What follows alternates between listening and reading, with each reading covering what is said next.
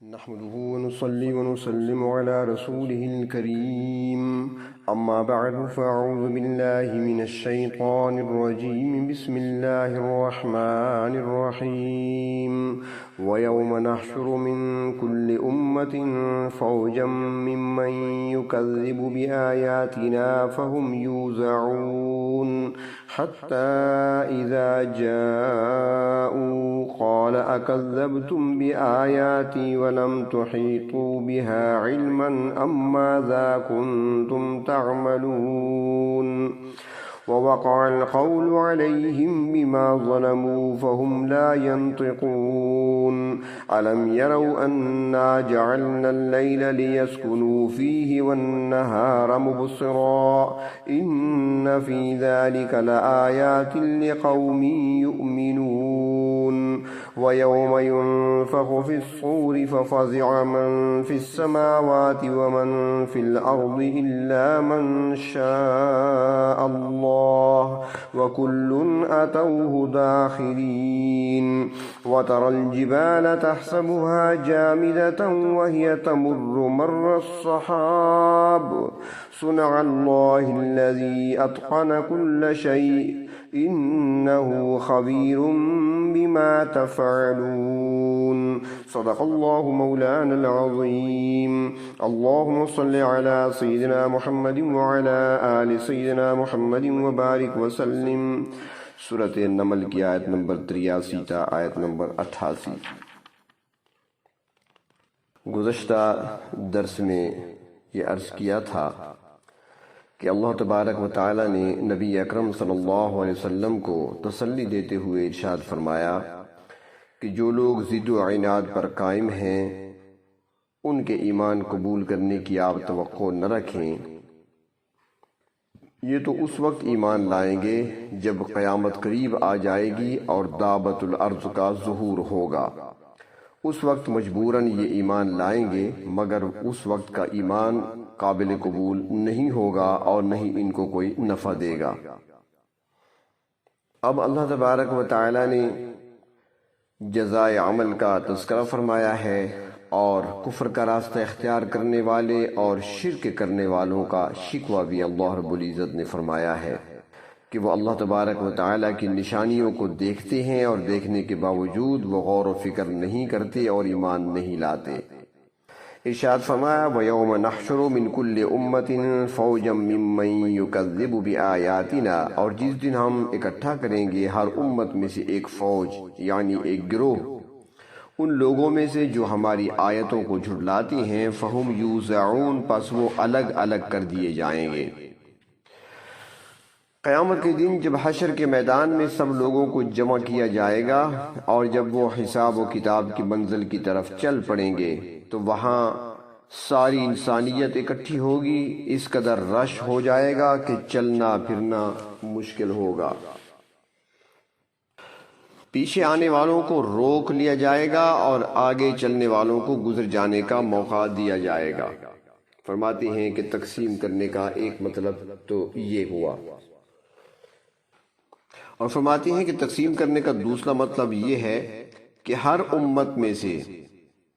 جو لوگ اللہ رب العزت کی آیات کو دنیا میں جھٹلایا کرتے تھے ان کے الگ الگ گروہ بنا دیے جائیں گے، اور پھر گناہگار انسان جو ہوں گے ان کے گناہوں کے اعتبار سے بھی الگ گروہ بندی کی جائے گی، اور اس طرح ان کو الگ گروہوں میں اور ٹولیوں میں تقسیم کر دیا جائے گا۔ تفسیر معالم العرفان میں ہے کہ امام شاہ ولی اللہ محدث دہلوی رحمۃ اللہ علیہ فرماتی ہیں کہ انسانی زندگی میں انفرادی اور اجتماعی زندگی کے کئی دور گزرتے ہیں۔ جب بچہ ماں کے پیٹ میں ہوتا ہے تو یہ اس کی انفرادی زندگی ہوتی ہے، اور کسی حد تک بچپن کی زندگی بھی انفرادی زندگی ہی کہلاتی ہے۔ پھر جب وہ جوان ہوتا ہے تو اجتماعی زندگی شروع ہو جاتی ہے، کوئی کام سیکھنے چلتا ہے یا علم حاصل کرنے نکلتا ہے تو پھر اجتماعی زندگی میں آ جاتا ہے اور دوسرے لوگوں کے ساتھ رہنا پڑتا ہے اور ان کے ساتھ وقت گزارنا پڑتا ہے، اور پھر اس کے بعد جب شادی ہوتی ہے، بیوی بچے پیدا ہوتے ہیں، بیوی بچے ہوتے ہیں، رشتہ داریاں تعلقات قائم ہوتے ہیں، یا اس طرح کاروبار وہ چلاتا ہے یا ملازمت کا پیشہ اختیار کرتا ہے، تو یہ سارے کام اس کے اجتماعی زندگی پر دلالت کرتے ہیں۔ اور پھر انسان جب دنیا سے چلا جاتا ہے، یعنی موت واقع ہو جاتی ہے، تو مرنے کے بعد ہر انسان عالم برزخ میں پھر انفرادی زندگی گزارتا ہے۔ لیکن قیامت کے دن جب سب لوگ دوبارہ اپنی قبروں سے اٹھائے جائیں گے تو پھر وہ اجتماعی زندگی ہوگی۔ تو یہاں اسی اجتماعی زندگی کا ذکر ہو رہا ہے کہ جب ہم ہر امت کے جھٹلانے والے لوگ، اللہ کے نبیوں کی تکذیب کرنے والے لوگ، وہ جب اٹھیں گے تو ان کو گروہ در گروہ ٹولیوں کی صورت میں جمع کریں گے، یعنی ہر قسم کے گناہ گاروں کو اپنے اپنے گروہوں میں تقسیم کر دیا جائے گا، اور اسی طرح جو نیکوکار ہیں ان کو بھی نیکی کے اعتبار سے مختلف ٹولیوں میں، جماعتوں میں، گروہوں میں تقسیم کر دیا جائے گا، اور پھر اجتماعی احکام جاری ہونے لگیں گے۔ جب یہ گروہ بندی مکمل ہو جائے گی تو ہر جماعت کو اللہ تبارک و تعالیٰ کی عدالت میں پیش کیا جائے گا، حتی اذا جاؤ، یہاں تک کہ جب جھٹلانے والوں کی جماعت اللہ کی بارگاہ میں آئے گی، قال اکذبتم بآیاتی، تو اللہ تعالیٰ ان سے سوال کریں گے، پوچھیں گے کیا تم نے میری آیتوں کو جھٹلایا تھا؟ وَلَمْ تُحِيطُوا بِهَا عِلْمًا، اور تم نے ان آیات کے علم کا احاطہ نہیں کیا تھا، تم نے میری آیتوں کو دیکھا نہیں تھا، تم میری آیتوں کو دیکھے سمجھے بغیر اور ان پر عمل کرنے کی کوشش کیے بغیر تم نے انہیں جھٹلانا شروع کر دیا تھا، تکذیب شروع کر دی تھی، مخالفت شروع کر دی تھی۔ تم نے نہ تو میرے بھیجے ہوئے پیغمبروں کی بات کو سنا، نہ ان کی لائی ہوئی شریعت کو دیکھا، نہ ان میں غور و فکر کیا، اور نہ ہی تم نے میری بھیجی ہوئی آسمانی کتابوں کی طرف توجہ کی۔ تو بتاؤ ذرا مجھے، ام ماذا کنتم تعملون، تم دنیا میں کیا کچھ کرتے رہے؟ تو اس وقت ان سے کوئی جواب نہیں بن پڑے گا۔ وَوَقَعَ الْقَوْلُ عَلَيْهِمْ بِمَا ظَلَمُوا، اور ان پر بات واقع ہو جائے گی، یعنی ان کا جرم ثابت ہو جائے گا۔ اور پھر جو وہ ظلم کرتے رہے دنیا میں اپنے آپ پر، تو اس وجہ سے ان کی پکڑ ہوگی۔ انہوں نے دنیا کی زندگی میں توحید کا انکار کیا تھا، اللہ کے نبیوں کی بات کو نہیں مانا تھا، آسمانی کتابوں کو جھٹلاتے رہے تھے، اللہ رب العزت کی احکامات کی طرف سے منہ پھیر لیا تھا، کفر میں مبتلا رہے، شرک میں مبتلا رہے، اللہ رب العزت کی نافرمانی کرتے رہے، قیامت کے دن کا اور حساب کتاب کی گھڑی کا وہ انکار کرتے رہے، بلکہ مذاق اڑاتے رہے۔ یہ سارا ظلم تھا جو وہ کرتے رہے، اور اسی کی وجہ سے وہ پکڑے جائیں گے۔ فَهُمْ لَا يَنْطِقُونَ، لہذا فرمایا کہ وہ آج بول نہیں سکیں گے، یعنی جب ان پر فرد جرم عائد کر دی جائے گی تو پھر وہ کوئی عذر بھی پیش نہیں کریں گے۔ قیامت کے دن فرماتی ہیں کہ مختلف مواقع پیش آئیں گے، بعض موقع ایسے بھی آئیں گے کہ اللہ تبارک و تعالیٰ انہیں بلائیں گے اور ان سے بات کریں گے، وہ زبان سے بات کر سکیں گے، اور پھر ایسا موقع بھی آئے گا کہ اللہ تبارک و تعالیٰ ان کی زبان کو بند کر دیں گے اور ان کے اعضاء گواہی دیں گے، اعضاء بولیں گے، جیسا کہ سورۃ یاسین میں فرمایا الیوم نختم علی افواہہم، کہ آج کے دن ان کے منہ پر یعنی ان کی زبانوں پر مہر لگا دی جائے گی، ان کے ہاتھ بولیں گے، ان کے پاؤں بولیں گے۔ تو اللہ تبارک و تعالیٰ نے دنیا کی زندگی میں جو جھٹلانے والے ہیں، انکار کرنے والے ہیں، ان کا شکوہ کیا ہے کہ دیکھو یہ لوگ اللہ تبارک و تعالیٰ کی کتنی واضح نشانیاں ہیں، ان کو دیکھ کر اور ان میں غور و فکر کر کے آج اللہ رب العزت کی معرفت حاصل نہیں کرتے، اللہ کی وحدانیت کو نہیں سمجھتے۔ اگر یہ لوگ آج غور و فکر کر لیں تو آخرت کی اس گھڑی اور اس منزل میں کامیاب ہو جائیں۔ تو فرمایا الم یروا انا جعلنا اللیل لیسکنوا فیہ، فرمایا انہوں نے نہیں دیکھا کہ ہم نے رات کو اس لیے بنایا ہے کہ یہ اس میں آرام کر سکیں، کیونکہ انسان دن بھر کام کاج کرتا ہے اور پھر تھکاوٹ ہو جاتی ہے، انسان کی جسمانی قوتیں کمزور پڑ جاتی ہیں، تو پھر اللہ رب العزت کے حکم سے رات آتی ہے اور اس رات میں انسان آرام کر لیتے ہیں، اور جب دوبارہ صبح کو بیدار ہوتے ہیں تو ساری قوتیں بحال ہوتی ہیں، اگلے دن کام کاج کے لیے جب نکلتے ہیں تو تازہ دم ہو جاتے ہیں۔ اللہ تبارک و تعالیٰ نے رات کو بنایا ہی اس انداز سے ہے کہ تمام انسان اور تمام باقی جاندار رات کے وقت سکون حاصل کرتے ہیں۔ فرمایا وَالنَّهَارَ مُبْصِرًا، اور ہم نے دن کو دیکھنے والا بنایا، رات کو تاریکی چھا گئی تھی اسے ہٹا دیا، دن کو روشنی کا انتظام کر دیا تاکہ لوگ روشنی سے فائدہ اٹھا سکیں، اپنا کاروبار کر سکیں، اور پھر جب دن بھر تھک جاتے ہیں کام کر کر کے تو پھر رات آ جاتی ہے، اور یہ دن اور رات کا نظام اسی طریقے سے چل رہا ہے۔ اور یہ ساری چیزیں، یہ ساری باتیں، دن اور رات کا تغیر و تبدل اللہ تبارک و تعالیٰ کی وحدانیت پر دلیل ہیں۔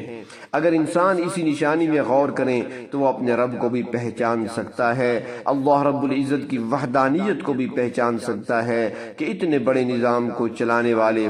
فقط اللہ تبارک و تعالیٰ ہی ہیں۔ وہ اللہ کے نبیوں کو اور ان کی رسالت کو بھی سمجھ سکتا ہے، اور انسان یہ بھی آسانی سے سمجھ سکتا ہے کہ نیند موت کی ساتھی ہے۔ جس طرح روزانہ انسان سو جاتا ہے اور پھر نیند سے بیدار ہوتا ہے، اسی طرح موت آئے گی تو پھر اس کے بعد بھی قیامت والے دن پھر اٹھ کر کھڑا ہو جائے گا رب تعالیٰ کے حکم سے، جس طرح کہ آج انسان نیند کے بعد دوبارہ جاگتا ہوا اٹھ کر کام کاج میں مصروف ہو جاتا ہے۔ تو اگر اسی میں انسان غور و فکر کرے تو پھر موت کے بعد والی زندگی کو سمجھنا بھی آسان ہو سکتا ہے۔ فرمایا ان فی ذلک لآیات لقوم یؤمنون، بے شک اس میں نشانیاں ہیں ان لوگوں کے لیے جو ایمان رکھتے ہیں۔ جو ایمان والے ہیں وہ تو دن اور رات کا بدلنا، اللہ تبارک و تعالیٰ کی توحید کو سمجھنا اور اللہ تبارک و تعالیٰ کی عبادت کرنا، اللہ رب العزت کی نعمتوں کا شکر ادا کرنا، کفر سے شرک سے باز رہنا اور دور رہنا، اللہ رب العزت کے احکامات کے مطابق زندگی گزارنا، اور اللہ تبارک و تعالیٰ کی پھیلائی ہوئی دنیا میں کائنات میں نشانیوں پر غور و فکر کرنا، یہ ایمان والوں کا کام ہے، اور یہ چیزیں انہی کو فائدہ دینے والی ہیں۔ نیند چونکہ موت ہی کی طرح ہے، موت کی ساتھی سے کہا جاتا ہے۔ نبی اکرم صلی اللہ علیہ وسلم نے دعائیں بھی ہمیں ایسی سکھائی ہیں کہ جب انسان رات کو سونے کے لیے بستر پہ جائے تو اس کو چاہیے کہ وہ یوں کہے اللہم بسمک اموت و احیا، اے پروردگار میں آپ ہی کے نام پہ مرتا ہوں اور آپ ہی کے نام پہ زندہ ہوتا ہوں۔ اور پھر جب شخص کوئی سو کر اٹھتا ہے، رات بھر اس نے نیند کر لی ہے، صبح کو بیدار ہوا تو اس کو دعا سکھائی گئی الحمدللہ الذی احیانا بعدما اماتنا وإلیہ النشور، اللہ رب العزت کا لاکھ لاکھ شکر ہے جس نے موت طاری کرنے کے بعد دوبارہ زندگی مجھے نصیب فرما دی، اور ہمیں اسی پروردگار کی طرف لوٹ کر جانا ہے۔ اور ایک حدیث شریف میں یہ بھی آتا ہے کہ اللہ رب العزت کا شکر ہے جس نے ایک قسم کی موت طاری کرنے کے بعد دوبارہ زندہ کیا، وَأَذِنَ لِذِكْرِهِ، اور اپنا ذکر کرنے کا موقع ہمیں عطا فرمایا۔ کیونکہ دیکھا گیا ہے کچھ لوگ ایسے بھی ہوتے ہیں جو رات کو سوتے ہیں اور پھر نیند ہی کی حالت میں موت واقع ہو جاتی ہے، دوبارہ ان کو اٹھنے اور اللہ کا ذکر کرنے کی مہلت ہی نہیں ملتی۔ فرمایا وَيَوْمَ نُفِخَ فِي الصُّورِ، اور جس دن پھونکا جائے گا سور میں۔ فرماتی ہیں مفسرین اکرام کہ قیامت کے سلسلے میں سور کئی مرتبہ پھونکا جائے گا۔ پہلی دفعہ سور پھونکا جائے گا تو ساری کی ساری مخلوق پر موت واقع ہو جائے گی، ساری مخلوق مر جائے گی، اور پھر دوسری مرتبہ پھونکا جائے گا تو سب کو زندگی مل جائے گی اور سارے جی اٹھیں گے، اور پھر تیسری مرتبہ جب سور پھونکا جائے گا تو لوگ گھبرا جائیں گے، اور چوتھی مرتبہ جب پھونکا جائے گا تو پھر سارے بے ہوش ہو جائیں گے، اور پانچویں مرتبہ جب سور میں پھونکا جائے گا تو سارے ہوش میں آ جائیں گے۔ تو اس طرح فرمایا کہ بار بار سور پھونکا جائے گا۔ لیکن اکثر مفسرین حضرات یہ فرماتی ہیں کہ نہیں، بلکہ سور میں پھونکا جائے گا صرف 2 مرتبہ۔ پہلی مرتبہ ساری چیزیں فنا ہو جائیں گی، اور دوسری مرتبہ جب پھونکا جائے گا تو اس کے بعد سارے انسان اور جاندار زندہ ہو جائیں گے اور اپنے اعمال کا حساب کتاب دینے کے لیے میدان حشر کی طرف چل پڑیں گے۔ پہلی مرتبہ جب سور پھونکا جائے گا تو سب کچھ ختم ہو جائے گا، سب کچھ فنا ہو جائے گا، اللہ رب العزت کی ذات ہی باقی رہے گی، اور اس وقت اللہ تبارک و تعالیٰ کی طرف سے اعلان ہوگا جو گونجے گا، لمن الملک اليوم، آج بادشاہی کس کی ہے، آج طاقت اور قوت کس کے پاس ہے، آج ساری قدرت کا مالک کون ہے، آج بادشاہ کون ہے؟ کسی طرف سے کوئی جواب نہیں آئے گا، نہ آ سکتا ہے۔ پھر اللہ تبارک و تعالیٰ خود ہی فرمائیں گے جواب میں، للہ الواحد القہار، کہ آج حکومت صرف ایک اللہ کی ہے جو قہار بھی ہے۔ فرمایا جس دن سور پھونکا جائے گا، فَفَزِعَ مَن فِي السَّمَاوَاتِ وَمَن فِي الْأَرْضِ، تو گھبرا اٹھیں گے وہ جو آسمانوں میں ہیں اور جو زمین میں ہیں، إِلَّا مَن شَاءَ اللَّهُ، سوائے اس کے جسے اللہ چاہے، یعنی اللہ تبارک و تعالیٰ اپنی مشیت کے مطابق جسے چاہیں گے اسے گھبراہٹ سے مستثنا کر دیں گے اور اس پر گھبراہٹ طاری نہیں ہوگی۔ حدیث شریف میں آتا ہے، نبی اکرم صلی اللہ علیہ وسلم ارشاد فرماتے ہیں کہ مذکورہ گھبراہٹ کے عالم میں میں دیکھوں گا، یعنی جس گھبراہٹ کا تذکرہ چل رہا ہے، فرمایا قیامت کے دن، تو فرمایا کہ میں اس عالم میں دیکھوں گا کہ موسیٰ علیہ السلام اللہ تعالیٰ کی عرش کا پایا پکڑ کر کھڑے ہیں۔ میں نہیں جانتا کہ وہ مجھ سے پہلے ہوش میں آ چکے ہیں یا ان پر بے ہوشی طاری ہی نہیں ہوئی، کیونکہ ان پر بے ہوشی دنیا میں طاری ہو چکی ہے۔ جب حضرت موسیٰ علیہ السلام نے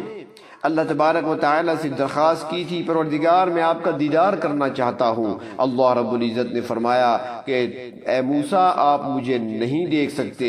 اور پھر سورۃ اعراف میں ہے، جب اللہ رب العزت نے اپنی تجلی طور پہ ڈالی، فخر موسیٰ صاعقا، تو موسیٰ علیہ السلام بے ہوش ہو کر گر پڑے۔ تو قیامت کے دن اللہ تعالیٰ ان کو بے ہوشی سے محفوظ رکھیں گے۔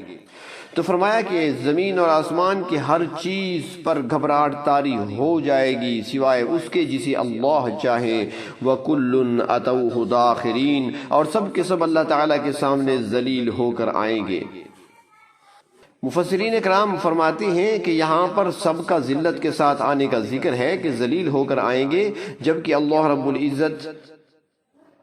کا مقربین کے بارے میں فرمایا کہ باعزت طور پر آئیں گے اللہ کے حضور پیش ہونے کے لیے۔ سورۃ مریم میں ہے کہ یوم نحشر المتقین الی الرحمن وفدا، اس دن ہم خاص متقی بندوں کو وفد کی صورت میں عزت و احترام کے ساتھ لائیں گے۔ اور مفسرین اکرام یہ بھی فرماتے ہیں کہ ذلت دو قسم کی ہوتی ہے، ایک ذلت تو نافرمانی اور معصیت کی وجہ سے ہوتی ہے جس میں عام لوگ مبتلا ہوں گے اور ذلیل ہو کر اللہ کے سامنے پیش ہوں گے، اور دوسری ذلت وہ عبودیت کی ہے، یعنی عبدیت، غلامی، بندگی، جو کہ انبیاء علیہ السلام اور باقی مقربین کا خاصہ ہے۔ تو اللہ تبارک و تعالیٰ کے نیک بندے عبودیت کی ذلت کے ساتھ پیش ہوں گے۔ تو فرمایا کہ جس دن سور پھونکا جائے گا، وَتَرَى الْجِبَالَ تَحْسَبُهَا جَامِدَةً وَهِيَ تَمُرُّ مَرَّ السَّحَابِ، تو پہاڑوں پر تو نگاہ ڈالے گا تو انہیں جامد گمان کرے گا، حالانکہ وہ بادلوں کی چال چلتے ہوں گے۔ جس طرح بادل فضا میں تیر رہے ہوتے ہیں، اسی طرح پہاڑ بھی تیرتے ہوئے نظر آئیں گے، اور ان کی پختگی اور ان کی مضبوطی اور ان کا بوجھل پن سارے کا سارا ختم ہو جائے گا، وہ تنکوں کی طرح اڑتے پھریں گے۔ سورۃ طٰہٰ میں فرمایا وَيَسْأَلُونَكَ عَنِ الْجِبَالِ فَقُلْ يَنسِفُهَا رَبِّي نَسْفًا، یہ لوگ آپ سے پہاڑوں کے بارے میں سوال کرتے ہیں تو آپ ان سے کہہ دیں کہ ہزاروں میل میں پھیلے ہوئے ان پہاڑوں کو میرا پروردگار ذرہ ذرہ کر دیں گے اور گرد و غبار بنا کر اڑا دیں گے۔ اور سورۃ القاریہ میں پہاڑوں کے بارے میں فرمایا وَتَكُونُ الْجِبَالُ كَالْعِهْنِ الْمَنْفُوشِ، اس دن پہاڑ دھنی ہوئی اون کی طرح اڑتے پھریں گے۔ فرمایا سُنْعَ اللَّهِ الَّذِي أَتْقَنَ كُلَّ شَيْءٍ، یہ اللہ تعالیٰ کی کاریگری ہے جس نے ہر چیز کو اپنی اپنی جگہ پر مضبوط اور مستحکم بنا رکھا ہے۔ جب تک اس کائنات کا وجود قائم ہے